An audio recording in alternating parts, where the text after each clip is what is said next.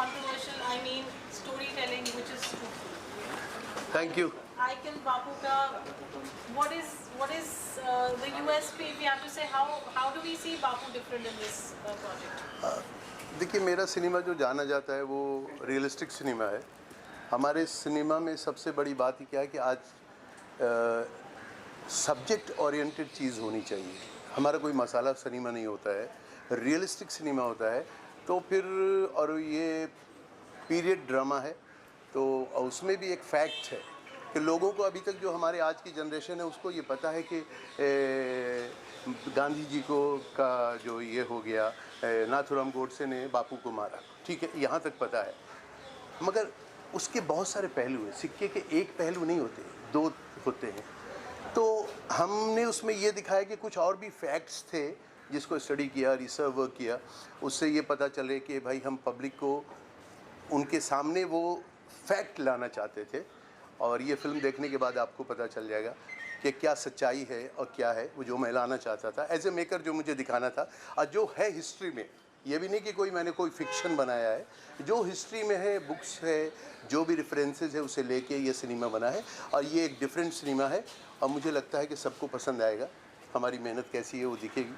गांधी जी की जो एक्सेप्टेंस है उस साइड ऑफ पॉइंट जो आप दिखा रहे हैं, आपको लगता है उससे कुछ स्टर अप होगा, कुछ कंट्रोवर्सी होगी, पीपल वुड एक्सेप्ट इट और not accept it? Are you open to that challenge also? मुझे जैसा लगता है कि नाथूराम गोडसे के लिए of course he is a murder और उसने गलत किया, वो जुर्म है, वो अपराध है जिसकी उसे सज़ा मिली, मैं मानता हूँ। मगर हम ये दिखाना चाहते हैं कि नाथूराम गोडसे ने ये अपराध क्यों किया, इसके पीछे क्या रीज़न था, क्या मजबूरी ऐसी हो गई थी जिसकी वजह से किया। तो वो सब फैक्ट्स, ये फिल्म में पॉइंट ऑफ व्यू है नाथूराम गोडसे का, तो उसको हमने ज़्यादा दिखाया है कि इसमें क्या चीज़ है। और गोडसे के पॉइंट ऑफ व्यू से ये पूरा सिनेमा है। आगे पूरा ओपन नहीं कर सकता, पिक्चर देखने के बाद ही आपको पता चलेगा क्या है। कौन सी फिल्म? नहीं, मेरी कहानी किसी से कॉपी नहीं है, वो ऐसा नहीं है। But sir, subject controversial है। Did you expected of course second thoughts थे कि ऐसे एडमिट था कि करना चाहिए नहीं करना चाहिए? नहीं, कंट्रोवर्शियल है ये डर। मैंने जिहाद फिल्म बनाई थी तो थोड़ी मैंने ये सोचा, जिहाद वर्ड से इम्पा में जब मैं टाइटल लेने गया तो लोग डर रहे थे, जिहाद क्यों बना रहे हो, बनाई ना। कंट्रोवर्सी का मतलब क्या है, ऐसे थोड़ी आप फैक्ट बनाओ ना, फैक्ट दो ना। सिनेमा इंटरनेशनल सिनेमा बनता है, रियल बनता है, फैक्ट बनता है, तो उसका डर नहीं है। बट आप कोई भी तथ्य रखो तो विथ प्रूफ रखो, अगर सच्चाई नहीं है तो गलत हो जाएगा ना, तब कंट्रोवर्सी बनेगी। इसलिए फैक्ट है। किसका पॉइंट ऑफ व्यू है? गोडसे का पॉइंट ऑफ व्यू है, गांधी जी का व्यू है? ऑफ कोर्स गोडसे का पॉइंट ऑफ व्यू है। कास्टिंग की बात की जाए, लेकिन अलग कास्ट देखी हमने, we got characters from theatre also, तो क्या कॉन्शियस डिसीजन रहा आपका? इसमें कोई एक्टर जो वेल नोन हैं, जिनके फेस आप जानते हो, अगर उनको रखते तो मज़ा नहीं आता ना, तो हमने थिएटर के आर्टिस्ट ज़्यादा रखे। थिएटर एक्टर्स होंगे तो ज़्यादा रियलिस्टिक लगेगा, ऐसा लगेगा हाँ ये वो कैरेक्टर है, और उसका ख्याल रखा हमने कास्टिंग में। एक जो फिल्म बनती है अपना एक फेवरेट पार्ट रहता है, every creator, every director has that one favourite portion that they really think is the highlight of the film. Film अब जल्द ही आ रही है, जब तक आपकी आवाज़ सब तक पहुँचेगी, I am sure the film also would be out. What would you like to say for that? नहीं, आपने क्या बोला समझे? मैं आपसे ये पूछूँ कि जो पूरी फिल्म में आपका कोई favourite portion which one should look for? मुझे फेवरेट पोर्शन ये जब गोडसे को फांसी लगती है उससे पहले जो जेलर आता है और वहाँ पे जो वो पूछता है और वो एक चिट्ठी लिखता है जो कि प्रूफ है, जो गोडसे गांधी वध एक बुक है उसको रेफरेंस में, तो वो जो एक इमोशनल एक एंगल है कि मुझे जो पैसे मिलेंगे वो ऐसे कर देना, ये दान कर देना, वो पॉइंट बहुत बड़ा है जिसे हम मतलब हम जिसको खोलना नहीं चाहते, तो उसे मैंने ज़रा इमोशनली खोला है। अब वो मुझे अच्छा लगा, पिक्चराइज करने पे मुझे लगा नहीं जिसको हर का एंगल रखना चाहिए, तो उसे उसकी मैंने कोशिश की। सेंसिटिव सब्जेक्ट है, रिसर्च में कितना समय लगा? Was there anything special that you found out which people really don't know about Godse और अबाउट गांधी और अबाउट? मुझे लगता है बहुत सारे लोगों को पता ही नहीं होगा गोडसे का। गोडसे का मतलब है खूनी, यही है ना? नहीं, और भी चीज़ें, उसके भी कुछ थॉट थे गोडसे के जिसको हमने दिखाना चाहा है, और तो उस पहलू को रखा है। गोडसे आतंकवादी नहीं था, ये मैं कहना चाहता हूँ। करेक्ट ना, आतंकवादी तो नहीं था ना, तो बस वो दिखाना चाहता हूँ, उस पहलू पे है। आप सिनेमा देखिए, बहुत मज़ा आएगा। जो रिसर्च का पीरियड रहा सब्जेक्ट को लेकर, उसमें कितना समय लगा? काफ़ी समय लगा।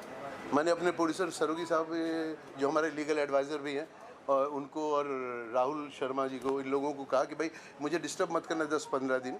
तो ये लोग सोचते थे ये कर क्या रहा है, ऑफिस भी नहीं जाता था मैं घर में ही रहता था। तो हमारे तो साथ में हमारे एसोसिएट डायरेक्टर प्रीति राव, वो हम लोग दोनों बैठ के सब्जेक्ट पे, आदेश के अर्जुन जो राइटर हैं इसके, हम लोग बैठते थे और हमने सोचा कोई कमी नहीं छोड़ना है।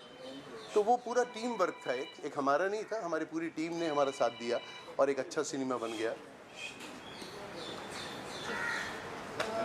एक लीगल सपोर्ट लेके आपने ये फिल्म बनाई, उसका कुछ खास रीज़न? हाँ, क्योंकि आजकल क्या हो जाता है, 2 मिनट में कोई भी किसी पे कंट्रोवर्सी हो जाती है, सिर्फ बहुत सारे केसेस हो जाते हैं। तो एक मेकर सिनेमा क्या बनाएगा, उसको तो डर रहता है कुछ भी अगर एक भी चीज़ बोल दिया तो वो गुडी गुडी सिनेमा बनेगा, झूठा सिनेमा बनेगा। इनकी भी तारीफ़ कर दो, उनकी भी तारीफ़ कर दो, सब लपेटा लपेटी वाला काम, वो होता नहीं हमारे से। इसलिए सिनेमा 2-3 साल में एक ही आता है हमारा।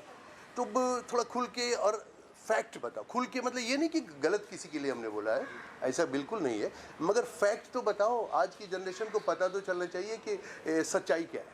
टाइटल से किसने सोचा कि ये टाइटल है, क्या कहीं ऑफ कोर्स हमने ही सोचा होगा। फिल्म को लेके क्या एक्सपेक्टेशन है? फिल्म मेरे ख्याल से आज के दौर में जिस तरह सब सिनेमा आ रहा है, मारधाड़ से भरपूर साउथ स्टाइल का सिनेमा आ रहा है और VFX का कमाल है बहुत सारा, तो यहाँ पे कोई VFX नहीं मिलेगा आपको, रियल मिलेगा और रॉ मिलेगा। ये एक फ़र्क आपको दिखेगा, तो थोड़ा टेस्ट तो चेंज में होगा ना। आपकी फिल्म के कास्ट के कैरेक्टर्स क्या है? Would like to just happen. I think Sameer Vallabhbhai Patel का कैरेक्टर समीर है सर, अपना introduction. He is playing Vallabhbhai Patel और इन्होंने बहुत अच्छा किया, बहुत अच्छा लगा करके। हम तो कैसा थे, एक्सपीरियंस रहा वल्लभ भाई पटेल का कैरेक्टर लेकर? बहुत ही अच्छा लगा। लौह पुरुष जो वल्लभ भाई पटेल का रोल है वो करके मुझे बहुत अच्छा लगा। और शेयर करना चाहेंगे आप शूटिंग के दौरान? शूटिंग के दौरान हमारे सबसे ज़्यादा मेहनत हैदर साहब की है, और हैदर साहब ने जो क्या बोलते हैं ना, पत्थर को हीरा बनाने की कला इनमें है। Chatter role in this film playing Godse और कैसे वाला So the film is due for release now and we are here for a special screening, interaction with the media. What do you have to say? How excited are you? Well everyone of us are very much excited. बहुत खुशी हो रही है हमें, मतलब shoot करने के time से हमें बहुत एक्साइटमेंट था कि ये दिन जब आएगा, जब ये दर्शकों के सामने हम अपनी मेहनत पहुंचाएंगे, तब उसका रिसेप्शन और उसके ऊपर लोगों का जो फीडबैक मिलेगा, तब जाके हमारी मेहनत रंग लाएगी। तो इसी सोच से अभी आज ये दिन आया है, so we are very much happy. Yes. जब हैदर जी ने अप्रोच किया आपको इस कैरेक्टर के लिए, तो आपके क्या थॉट्स थे? Because obviously as a negative shade as audience जानते हैं पर से what were your thoughts? I know that ये सवाल कई बार आ सकता है, बट एज एन एक्टर जब इस रोल के लिए मुझे अप्रोच किया गया और मेरी हैदर भाई से मुलाकात हुई, तब इस फिल्म के बारे में जो मुझे उन्होंने नरेशन दिया और एज एन एक्टर जो मैंने सोचा कि इसमें मेरे लिए क्या मायने हैं, इस रोल को एज एन एक्टर मेरे लिए क्या इम्पोर्टेंस है, ये सोचकर मैंने इस रोल को अप्रोच किया है।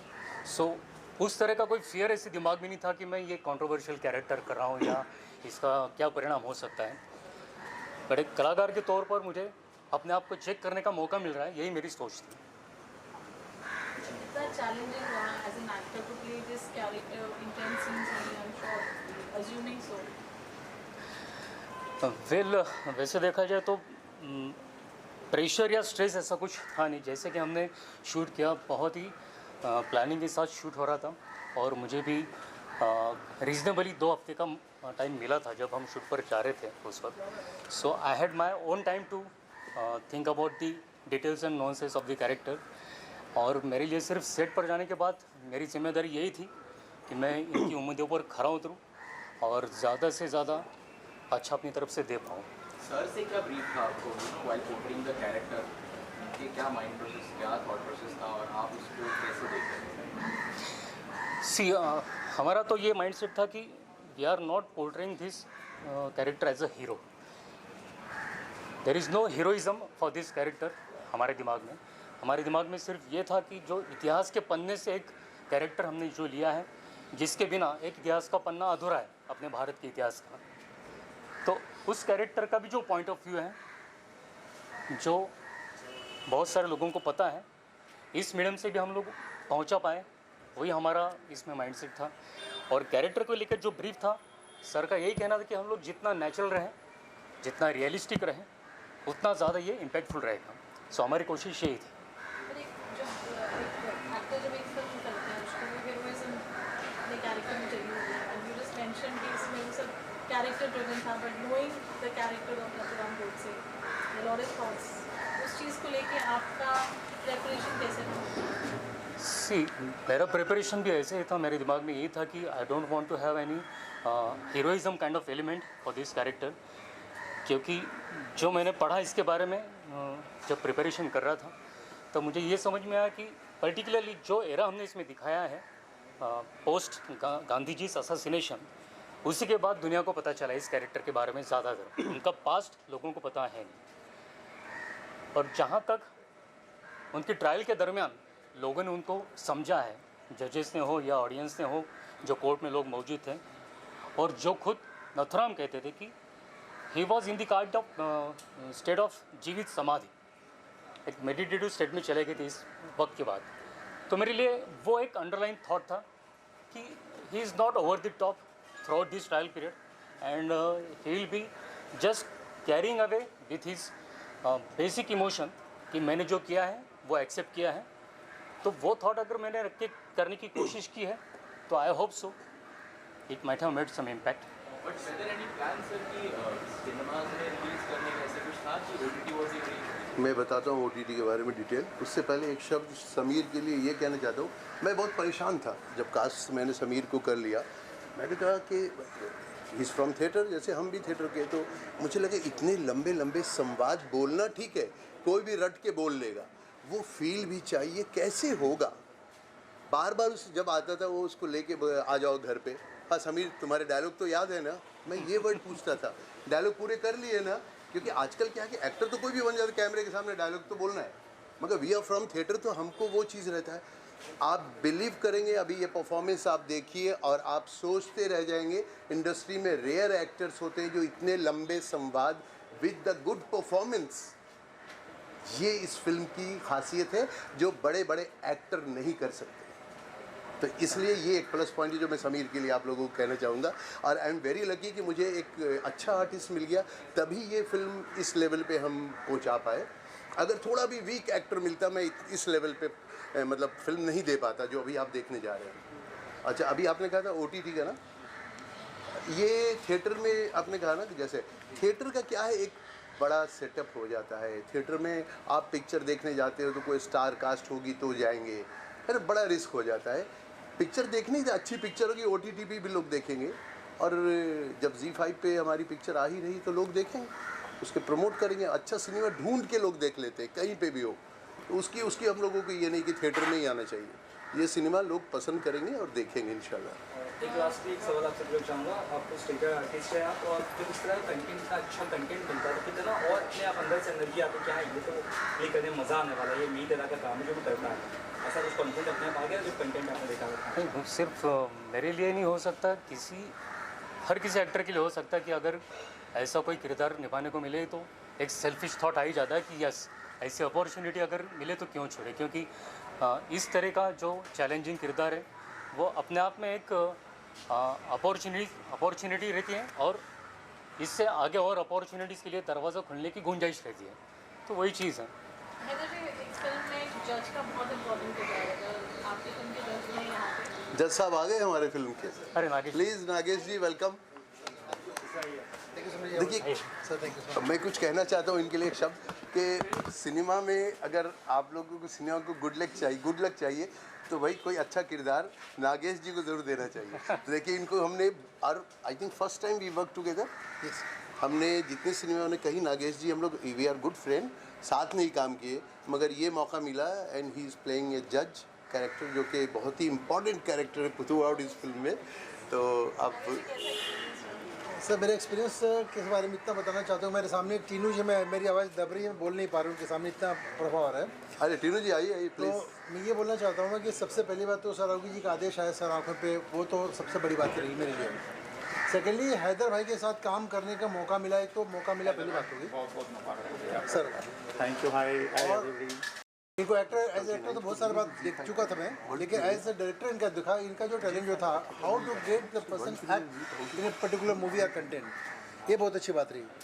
थर्डली सबसे बड़ी बेहतरीन चीज़ जो मुझे इम्प्रेस किया इस फिल्म में, सबसे बड़ा कि समीर जी का डायलॉग जो बताया भी सुन रहा था मैं, कि वह एक लाइन में ये बंदा बोले जा रहे ना कुछ दिखने को, कंटिन्यूड एक्सप्रेशन, बाकी लोग कोई ना एक सिंगल रिटेक ना कहीं, 3 मिनट का डायलॉग कंटिन्यूस से बोले जा रहे हैं। तो एक बार मैं चाहूँगा जोरदार तालियां समीर जी के लिए, एंड ही डिजर्व्स। और डेफिनेटली क्या होता है, जब तक ड्राइवर अच्छा नहीं होता तब तक गाड़ी के चला नहीं सकता। तो मैं हैदर भाई को मैं हमेशा ये नजर, और मुझे इन्होंने मौका दिया, मेरे लिए बहुत बड़ी सौभाग्य की बात है। क्या कहेंगे आप? मैंने हैदर भाई से बहुत लंबा रिलेशन है मेरा, और Mishra ji I saw the trailer, congratulation, thank you so much, fantastic job, thank you so much. And जो भी टेलर मैंने देखा 3-4 बार देखा, क्वाइट इम्प्रेसिव। दैट्स व्हाई आज मैं हैदर भाई के प्रीमियर में आया हूँ यहाँ पे, और मेरी तरफ से हैदर भाई को ऑल द बेस्ट। और ज़बरदस्त हैदर भाई, देखो मैं भी फिल्म लाइन में 40 साल के हूँ, जब मैंने टेलर देखा तो यू डोंट बिलीव इट, मैंने 3-4 बार उसको वापस रिपीट करते करते मैंने देखा। Means it is a very very interesting, और इनकी taking presentation of the actor का समीर जी बहुत अच्छा लगा। I am quite happy to say he did a fantastic job, and my all best wishes to Haider भाई। Thank you.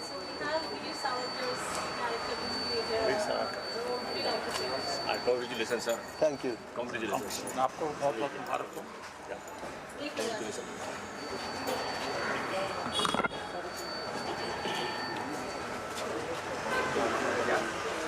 Yeah, hi, myself as a Mukesh. First of all, I will be very thankful to the production and Hyderabad, Sameer ji and Nagesh ji, Nagesh ji. The lawyer of Hyder ji the ne- industry, Yeah, of course, sir. Tinu Verma. Tinu Verma ji, really very very thankful to you. और आई am very lucky that मैंने जो वीर सावरकर का जो role किया है उससे मुझे बहुत अच्छा लग रहा है। I am feeling very proud. और will you not believe that मैं अगर उसके बाद में थोड़ा बहुत जो फोटो मैंने निकाले थे उसके बाद मुझे हर जगह पे सोशल वर्क के लिए बुलाया गया, सब जगह पर रिस्पेक्ट दी गई। तो I am really very lucky and very happy. I am very heartly giving the congratulations and all the best for the success of this movie, and very lucky, and I hope that we will work more and more again in the future. Thank you so much everyone. Thank you. let me introduce my full team. My cinematographer Mr. Ashish, please come. Sir भी गांधी का कौन कर रहा है? गांधी जी भी होंगे यहाँ पे? गांधी जी एक्चुअली क्या है कि वो आज आ नहीं पाए, इसके लिए मैं माफ़ी चाहता हूँ। आप पिक्चर में देख लेंगे गांधी। हमारे डिक्शन में हमारे सिनेमेटोग्राफर आप देखिएगा, उनका क्या कमाल है वो है। हमारे एडिटर गोविंद जी आइए। हमारे एसोसिएट डायरेक्टर प्रीति राव आइए एक शॉट लेते हैं। अरे भाई तो इसको आगे प्रीति राव सर ना कैमरा सर यहाँ पे प्रीति 5 मिनट रुकेगा नहीं आ जाएगा।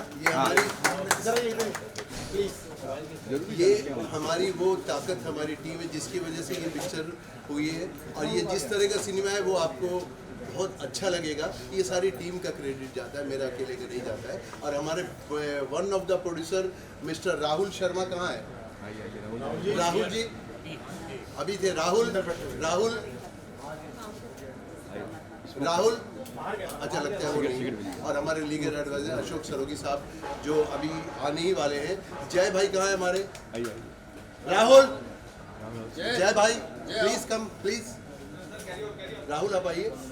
ये देखिए क्या होता है जब पिक्चर जैसे कि कुछ हिट फ्लॉप होती है तो प्रोड्यूसर का हालत ख़राब हो जाता है, मगर ये हिट पिक्चर के प्रोड्यूसर बहुत सिंपल रहते हैं, आप घबराइए। जय प्लीज आइए ये हमारे जय साहब हैं, हमारे एडवोकेट हैं और हमारे लीगल एडवाइज़र भी हैं, जो इनके सीनियर जो हमारे सरोगी साहब हैं, he is on the way, तो इस वजह से वो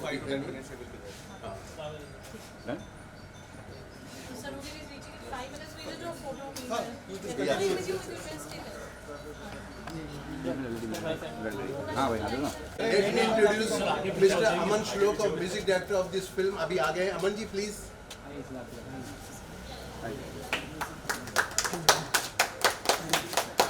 इस फिल्म के लास्ट में एक बैकग्राउंड म्यूजिक जो गाना है वो बड़े दिल को छूने वाला है, वो अमन श्लोक जी ने किया है। फोटो के लिए थोड़ा स्प्रेड कर जाएंगे। ओके ओके, थोड़ा थोड़ा थोड़ा थोड़ा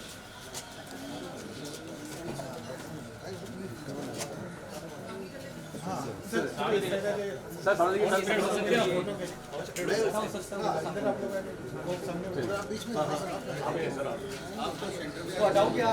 हटा दो हाँ हटा दो। सेंटर लोग